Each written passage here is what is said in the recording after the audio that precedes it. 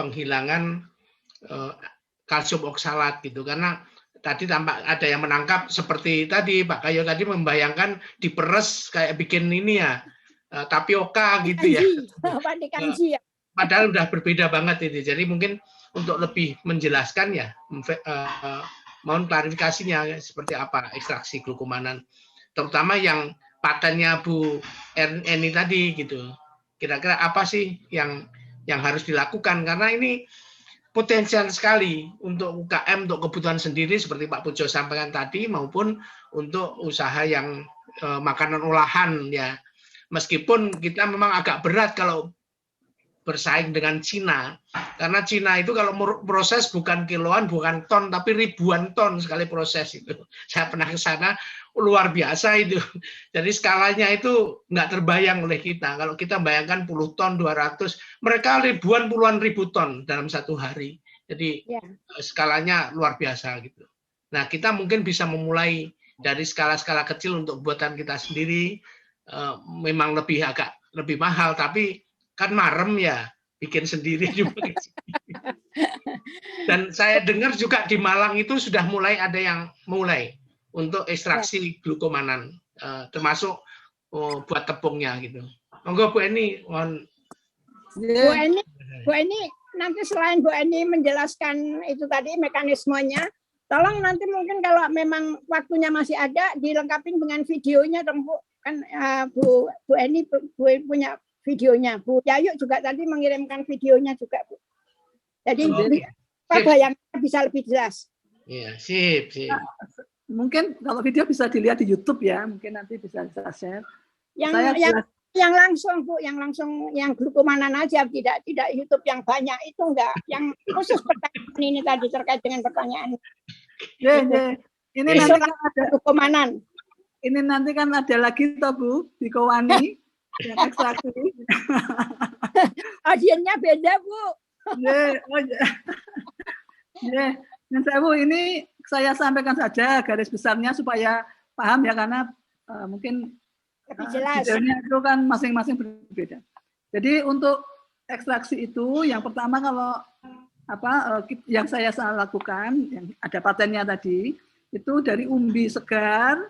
Kemudian kita cuci, sebenarnya nggak dicuci ya nggak apa-apa ya, dalam proses industri itu langsung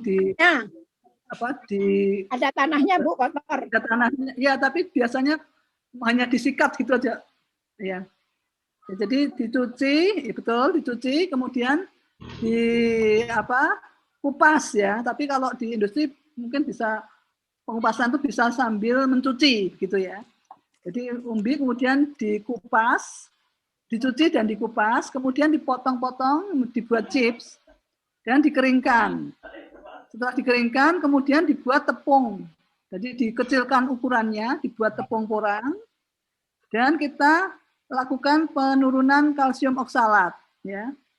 Kemudian setelah itu diekstraksi menggunakan air, kombinasi air dan etanol untuk tadi memisahkan pati, kemudian oksalat, ya, dan sehingga kita bisa menghasilkan glukomanannya itu biasanya kemudian akan menjadi semacam cloud ya, atau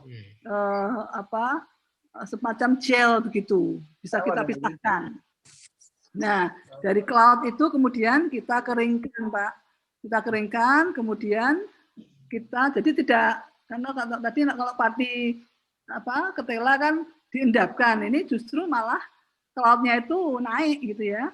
Kemudian kita ambil cloud-nya itu atau glukomanannya itu kemudian kita keringkan dan dikecilkan ukurannya menjadi berapa mes ya, misalnya 80 atau 100 mes gitu dengan alat pengecilan ukuran. Jadi seperti itu secara garis besar ya. Jadi kalau tadi Bu ini yang memisahkan kalsium oksalat pakai apa itu? Jadi ada itu tadi etanol dan perbedaan. Kalau kalsium oksalat kami dengan secara fisik, Pak, dengan perbedaan berat jenis. Berat jenis itu. Ya. Betul. Karena kan sudah dibuat tepung porang ya. Ya. Jadi kemudian kami pisahkan dengan perbedaan berat jenis. Kemudian setelah tepung bebas kalsium oksalat itu kami ekstraksi. Oh, jadi Dengan ekstrak air ya, Mas dan kalsium. etanol. Ya. Baik. Oke, ini Bu Pak Eni, Singgi, Mbak Retno, Pak ini Singgi. ada pertanyaan dari Tasmania ini. Dari tadi sudah minta untuk bertanya ini. Vivo 1609 ini Mas Manto. Mas Manto alumni biologi. Monggo Mas Manto. Takutnya nanti keburu putus lagi nanti. Sugeng sonten, Ibu Bapak. Sugeng sonten. Dan Oh, tadi bilangnya, ayo Pak Singgi salah. Nggih. Ini dari Tasmania di Australia. Salam untuk Profesor Suwardi juga dari UNRAM. Jadi kami sudah menanam sekitar 10.000 porang di Batu Layar. Jadi ini mau ngangsu kawruh sama kalau bisa kolaborasi dengan Ibu Bapak, itu caranya menghubungi siapa nggih? Pak Singgi, Bu. Oh nggih. Pak Ya. Singgi nggih. Ya. Karena apa? Karena ini kalau saya pribadi ini kan sebetulnya anggota pengurus diaspora Indonesia. Diaspora itu orang Indonesia yang merantau ke luar negeri. Jadi kami ada sekitar kalau anggotanya sih terdata sekitar 8 juta, tersebar di Amerika, Eropa, Australia, di Timur Tengah. Jadi misi kami itu adalah juga untuk bisa sambung silaturahmi. Kalau misalnya bisa mengenalkan produk-produk Indonesia di luar negeri. Jadi oleh karena itu kami ingin sekalian ngangsu kawruh juga nanti kalau bisa berkolaborasi begitu. Ya. Insya Allah. Monggo Pak Singgi, Pak Ayu. Saya ingin menambahkan bahwa di dekat Madiun kan ada PT Ambiko yang sudah memproduksi glukomanan, juga sudah membuat mie, sudah membuat segala macam produk makanan dari glukomanan. Nah, saya kasih contoh aja, kalau ketemu beras glukomanan itu harganya per kilo 125.000, 125.000 per kilo. Kan sangat jauh dengan beras. Yang kedua ingin saya sampaikan bahwa untuk kujar kultur jaringan itu di Bogor, di Balai Penelitian di Bogor sudah berhasil dan sudah ditanam dan sudah tumbuh. Dan sudah ada beberapa kali penanaman, sudah ada beberapa kali percontohan yang bisa dilihat. Jadi kujar itu sudah berhasil. Nah, kembali ke masalah proses basah itu, seperti yang Ibu Eni katakan tadi, itu memungkinkan hanya yang saya catat itu perolehannya hanya 10% sampai 15% dibandingkan dengan proses kalau sudah kering mencapai 50-60%. Nah, kalau lihat begini masih ekonomi kalau keekonomiannya masih baik untuk yang kering. Sekalipun harus ada suatu proses cuci, slicer, jemur, dan penepungan. Nah, pertanyaan saya yang sederhana aja, apakah kalau proses basah itu bisa kita manfaatkan suatu unit sentrifugal? Jadi perbedaan beratnya lebih dimanfaatkan dengan cepat, nggak usah tunggu ngendap lagi, sudah keluar nanti. Kedua, yang selalu jadi pertanyaan dalam diri saya, apakah dengan cara meniup saja, karena perbedaan berat jenis itu sudah bisa menjamin pemisahannya itu sempurna. Terima kasih Pak Singgi. Oke, monggo Bu Eni, silakan. Baik, untuk proses sentrifugal saya kira perlu diteliti ya. Karena memang tadi berbeda karakter dari glukomanan ini. Kemudian untuk proses perbedaan berat jenis itu memang sangat signifikan, tetapi belum 100%. Ya, jadi belum 100% menghilangkan, sehingga kemudian dengan proses ekstraksi itu baru bisa menghilangkan sebagian besar. Jadi kalau hanya ditiup saja itu masih ada, belum 100%. Sehingga baru pada proses ekstraksi ini baru bisa sangat-sangat rendah. Mengaten. Oke. Ada lagi? Itu Pak, tadi jawab yang ibu apa bapak sih yang dari Tasmania? Ibu ya? Ibu. Ya. Mengenai ajakan join atau kerjasama Bu Manto ya Pak namanya. Bu siapa tadi? Bu Vivo. Oh, Bu. Ngarang ini Pak. Pelajaran ngarang keluar. Bu Vivo, nanti kita perlu kita bahas secara lebih mendalam sendiri, karena kebetulan dalam hal ini kita sudah mulai memulai kerjasama dengan beberapa para pakar yang terkait untuk hal ini. Jadi kalau memang nawaitu kita atau niat kita itu baik untuk mempromosikan atau mengembangkan sumber daya alam yang kita miliki, dan ini demi untuk kesejahteraan masyarakat bersama, demi cita-cita bangsa untuk hidup aman, sejahtera, ya itu monggo aja, kita senang sekali, kita sambut dengan gembira Ibu Vivo. Nanti silahkan berbincang-bincang dengan Pak Singgih maupun Bu Rafi atau Bu Lucy, nanti biar terrealisa dengan baik dengan teman-teman yang ada di grup ini. Kami sangat mendukung dan sangat mengapresiasi niat baik Ibu. Demikian Pak Singgih. Ya, saya Pak. Ini monggo. Pak Suwarji baru muncul. Pak Suwarji. Ya, tadi baru muncul Pak Suwarji. Sholat dulu. Cari-cari dari tadi. Ibu Prof Erni. Jadi Eni Pak. Oh ya, Bu Prof Eni Harmayani. Saya rasa tentang mesin, Bu. Jadi kalau bisa Fakultas Teknologi Pertanian itu menciptakan mesin yang kecil. Jadi skala kecil sehingga mampu memproduksi glukomanan.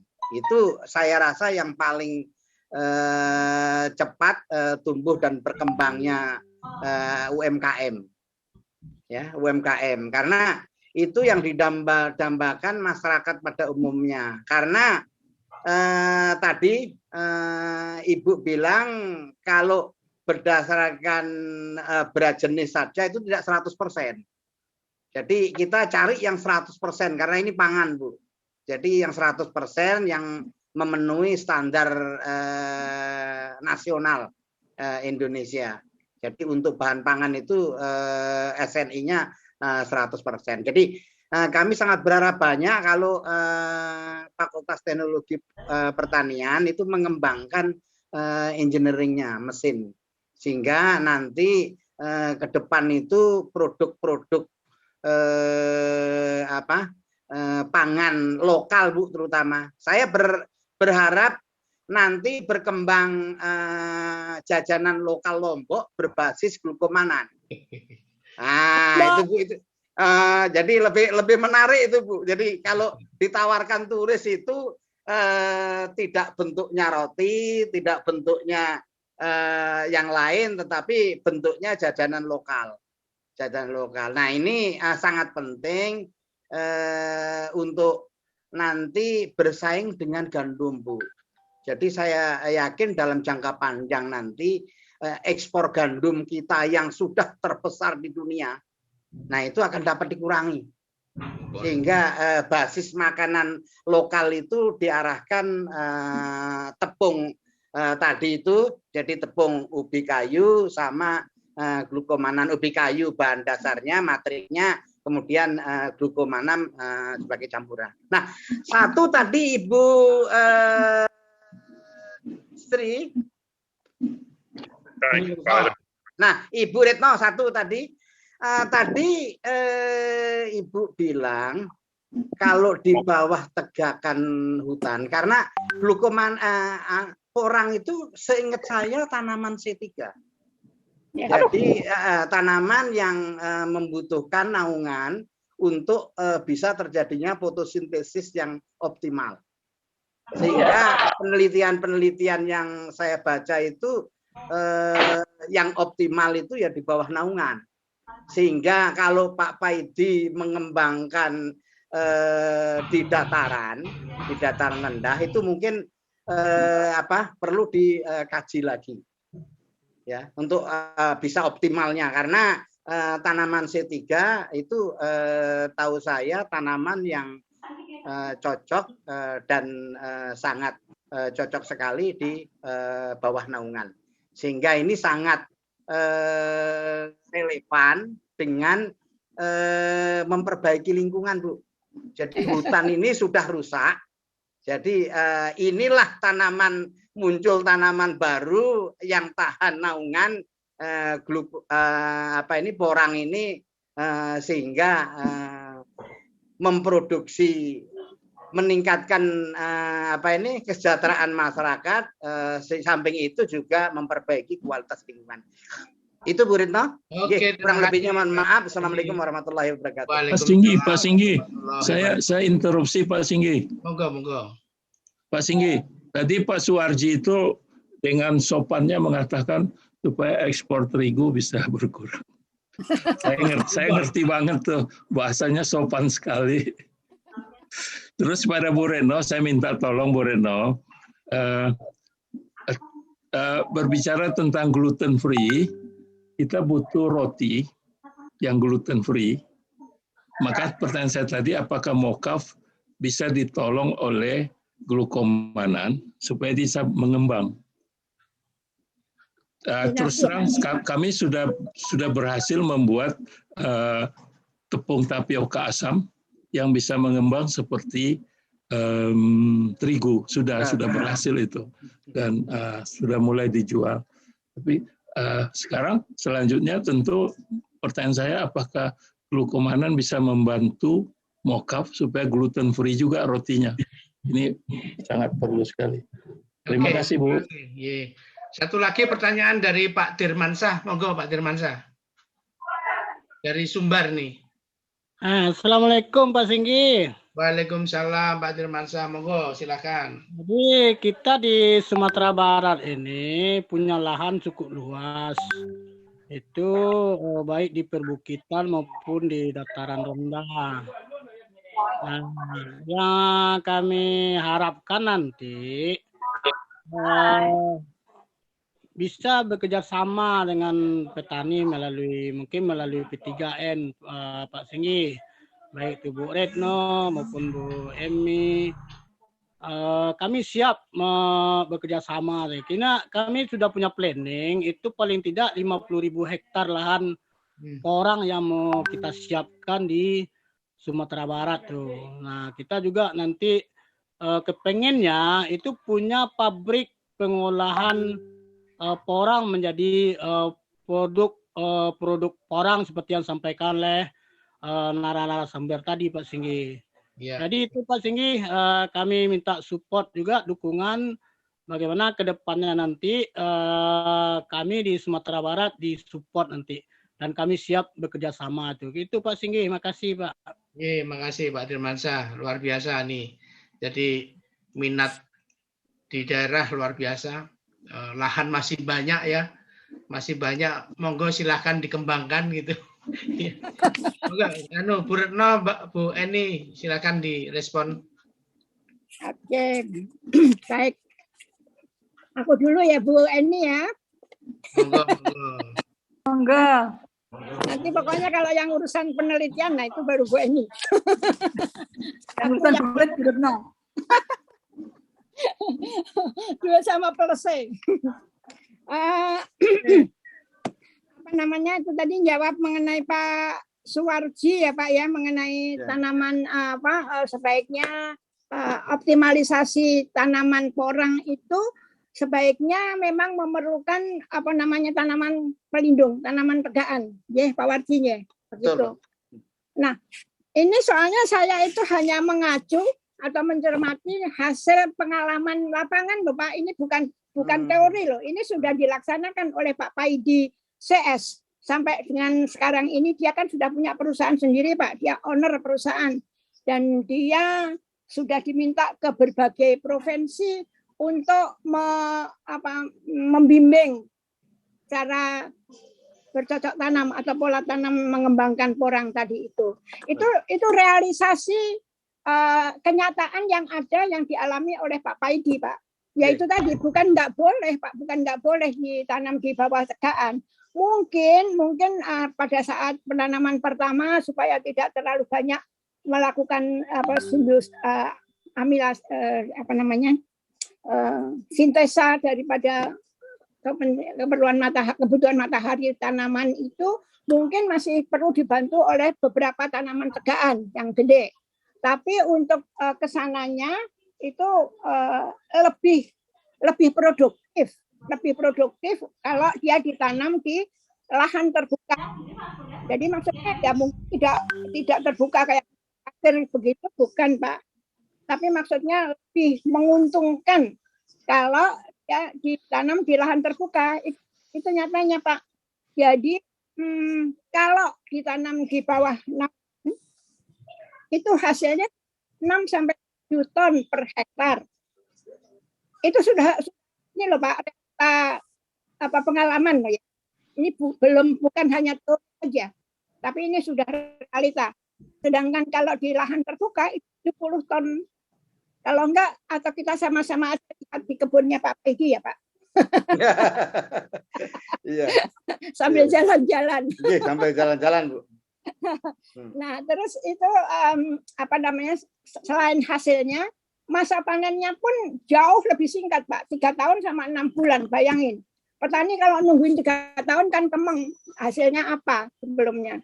Tapi kalau 6 bulan itu masih ada tanaman selanya, jadi ini sambil nunggu hasil panen yang tanaman porang, dia bisa mungkin mengelola yang lain. Gitu, ya Pak. Okay. Itu ya memang kita mengutamakan memanfaatkan penjagaan atau memperbaiki lingkungan, menjaga kondisi lingkungan. Tapi ini pun juga harus perlu diperhatikan produktivitas daripada tanaman porang itu sendiri yang memang kita harapkan hasilnya kan, umbinya kan. Gitu. Yang akan kita olah untuk selanjutnya, baik untuk hanya sebagai produk intermediate maupun sebagai finish product, gitu Pak. Nah, jadi saya menyampaikan pengalaman Pak Paidi seperti itu. Itu yang Pak Suwaji. Terus kemudian Pak Waji tadi menanyakan juga apakah mungkin dibuatkan desain alat sederhana tadi untuk mengisolasi glukomanan ya Pak ya. Nanti dalam hal ini insya Allah akan kita bincang-bincang lagi ya Pak Singgih dengan teman-teman yang ada di Balai Besar Al-Sintan. Itu kebetulan mayoritas pegawainya kan alumni TP juga Pak. Gitu. Kita sudah sering kerjasama dengan Balai Besar Al-Sintan. Itu Ibu Rafi juga mantan pejabat dari sana. Jadi mungkin itu Bu Rafi lebih efektif untuk menjembatani keinginan ini tadi. Itu ini alhamdulillah Bu Rafi Pak Singgih ini banyak tawaran kerjasama dengan setelah adanya webinar ini. Mudah-mudahan amal jariah kita akan lebih berluas. Amin. Dan nanti kalau kita pulang nggak ditagih lagi gitu loh Pak.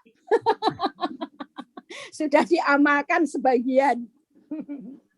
Terus kemudian tadi, jadi itu Pak Ardi jawaban kami ya untuk tanaman pola tanamnya seperti itu.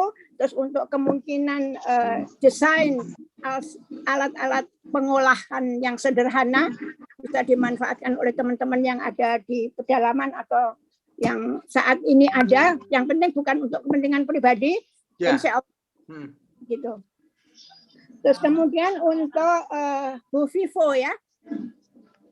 Ibu Laras itu Bu. Hah? Itu namanya Ibu Laras, orang dari Solo itu. Oh, Bularas. Piantun Solo itu. Itu tadi Pak Singgih dapat ilham dari mana? Bandingin orang. Hah? Bancaan loh Pak. Senang merah itu. Bularas ya Bu?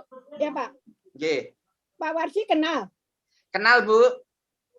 Ya udah nanti ditindaklanjutin aja Pak supaya hasil kegiatan kita hari ini bisa berbuah atau bermanfaat bagi orang banyak. Gitu ya Pak.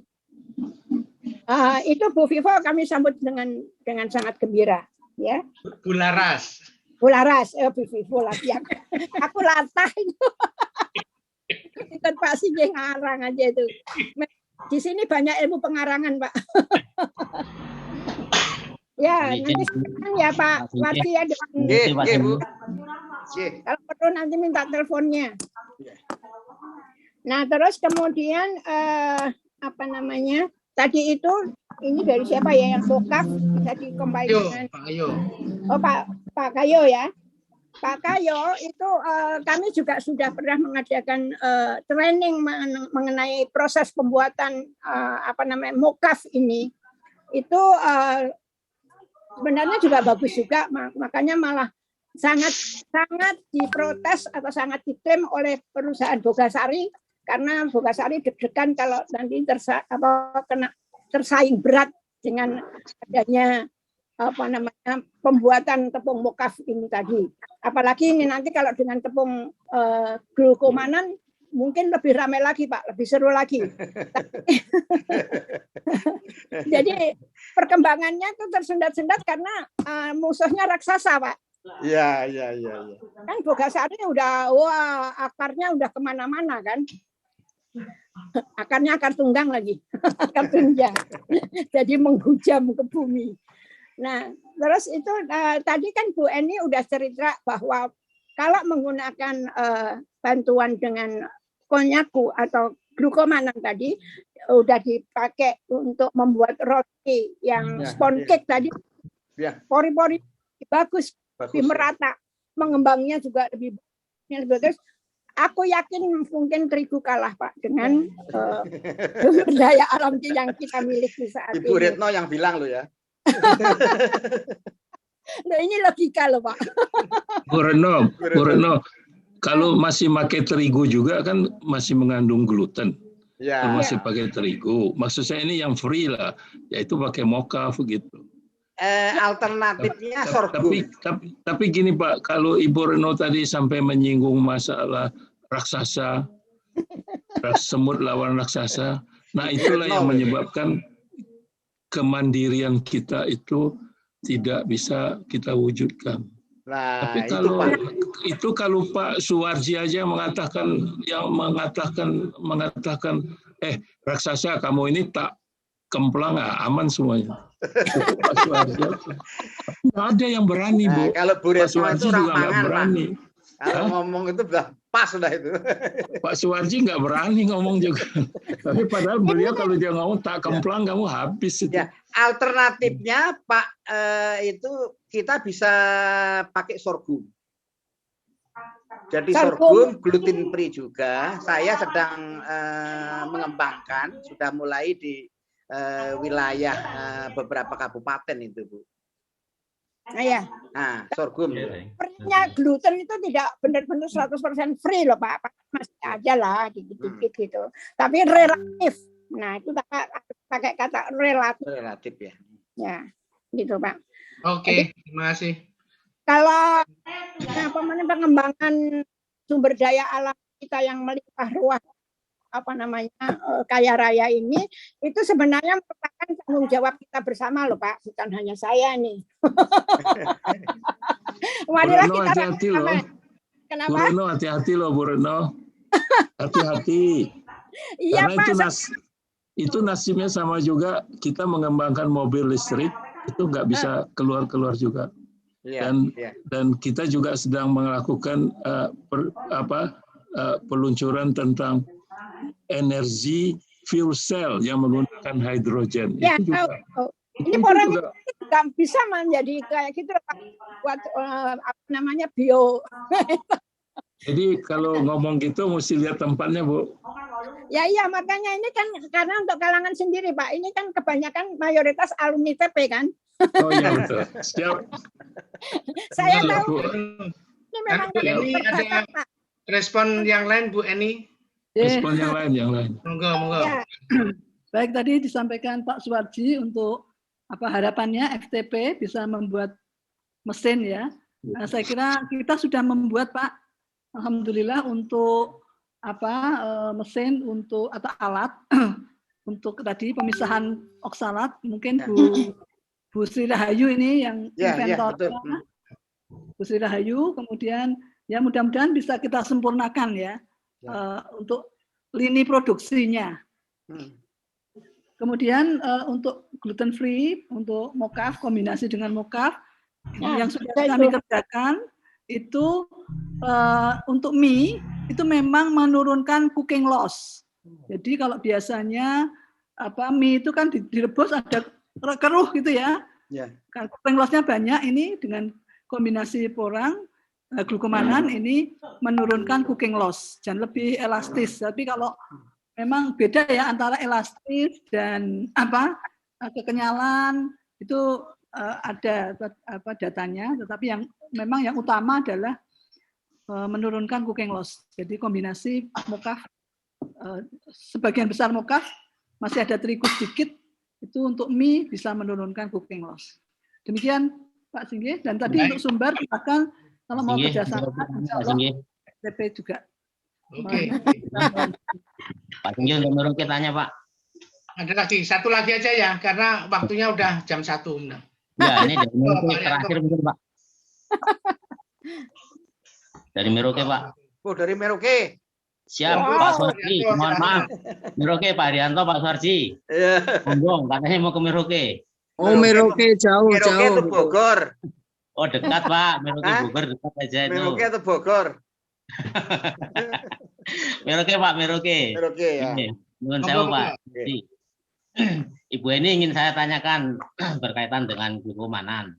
Kebetulan kami di Merauke ini kan baru mau mengembangkan yang notabene baru kita mulai, sehingga kita ingin tahu apakah sudah pernah ada dilakukan penelitian untuk hasil glukomanan itu. Kita kan ada 3 alternatif yang kita buat, penanaman dari umbi langsung, penanaman dari katak, dengan penanaman dari bunga spora, bunga sesi 1 ini. Nah, dari sisi 3 item itu sudah pernah dikaji mana yang paling tinggi untuk glukomanannya, Bu? Itu yang ingin saya tanyakan. Sehingga nanti karena kami di sini baru mengawali, kami juga akan membuat satu percontohan nantinya ke depan supaya harapan kami dari Merauke ini yang notabene juga sangat jauh dengan transportasinya, kita bisa menginginkan mendapatkan hasil chip itu dengan pilah-pilah asal usul daripada umbi tersebut. Itu yang akan kepengen kami kaji. Mohon penjelasannya, Bu. Belum. Terima kasih. Satu lagi ya, ini ada pertanyaan dari Mas Indramanto. Vivo 1902. Ya, betul, Vivo 1902. Oh, ini benar Vivo ya, Mas? Enggak, Vivo-nya ada 2, Bu. Bu Retno, Vivo-nya ada 2. Iya. Oh, gitu. Monggo Mas Indramanto. Biologi 74 ya. Monggo silakan. Masih mute. Masih mute, Mas. Pak. Di unmute dulu. Monggo.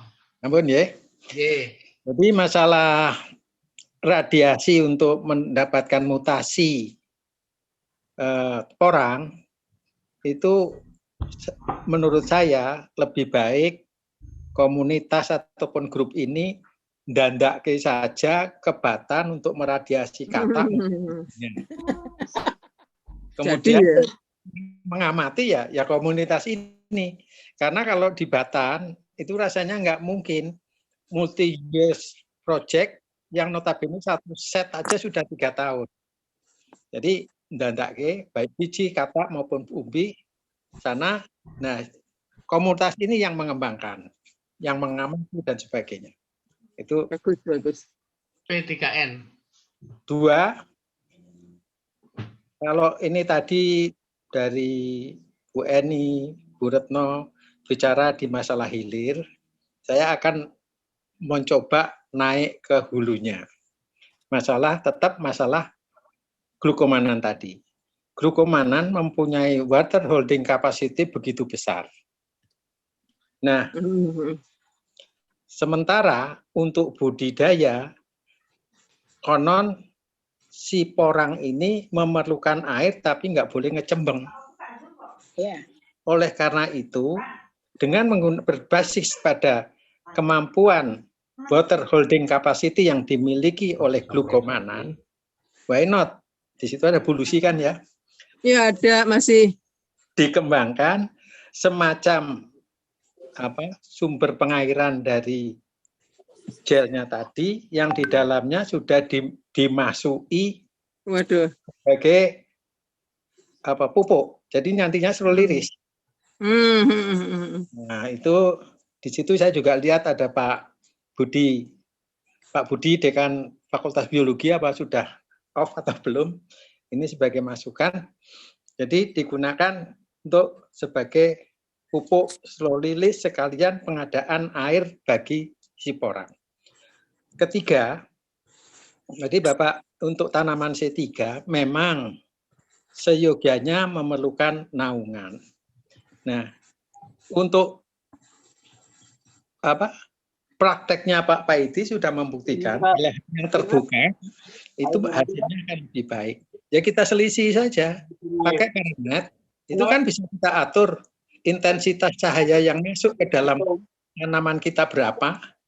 Nanti secara bertahap digulung-gulung, pas musim udah siap dan dia siap menerima cahaya yang cukup, paranet bisa dipindah ke tanaman yang lebih kecil lagi.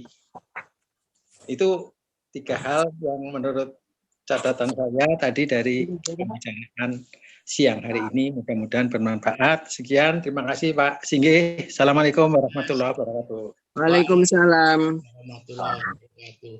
Mas Wanto ini alumni biologi 74 ya Mas ya? 3. Oh 73.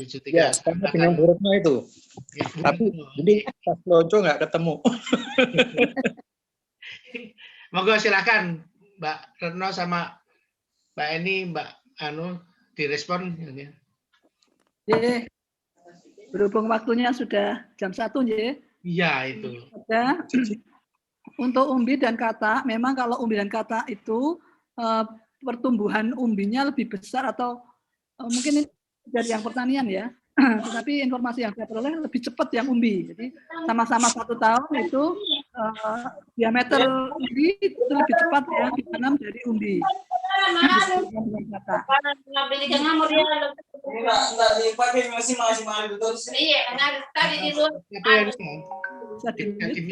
Mohon di-mute Pak Singgih. Halo. Kemudian kalau glukomanannya memang kami belum meneliti ya yang dari umbi dan dari katak. Mungkin nanti kerjasama dengan monggo Pak Suwarji atau dari pertanian kami bisa, kehutanan kami juga bisa untuk meneliti kadar glukomanannya itu. Tetapi yang sudah kami lakukan itu berdasarkan umur.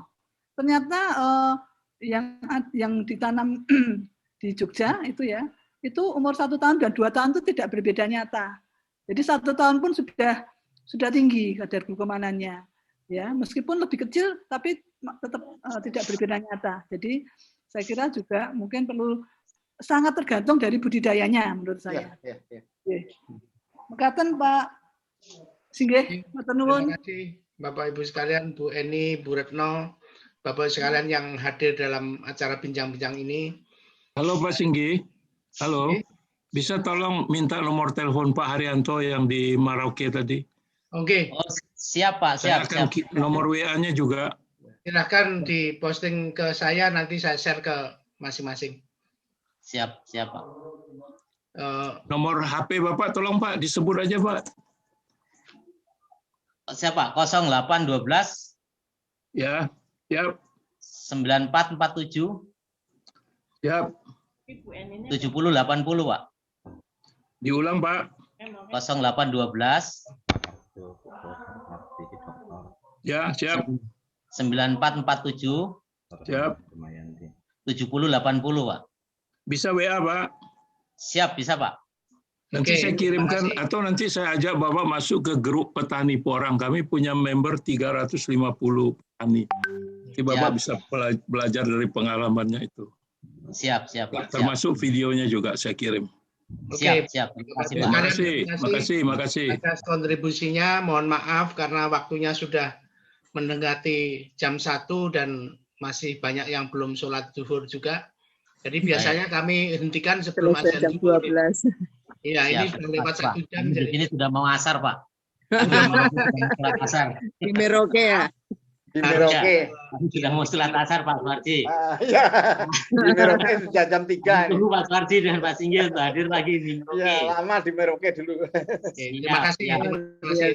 Terima kasih. Kita akhiri ya. Matur nuwun, Bu. Nanti Matur nuwun, Pak. kesempatan yang akan datang. Terima kasih semuanya. Bu Retno, Bu Eni, terima kasih atas share pengetahuannya yang luar biasa dan banyak apresiasi dari teman-teman yang ikut bergabung ini.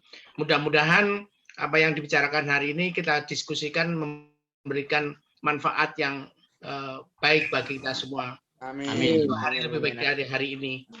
Saya akhiri pertemuan kali ini dengan harapan kita selalu sehat dan sehat terus. Billahi taufiq wal hidayah. Assalamualaikum warahmatullahi wabarakatuh. Waalaikumsalam warahmatullahi wabarakatuh. Ya, terima kasih Bu Eni. Terima kasih Mbak Retno. Sampai ketemu lagi. Terima kasih semuanya. Terima kasih semuanya. Terima kasih Bu Eni.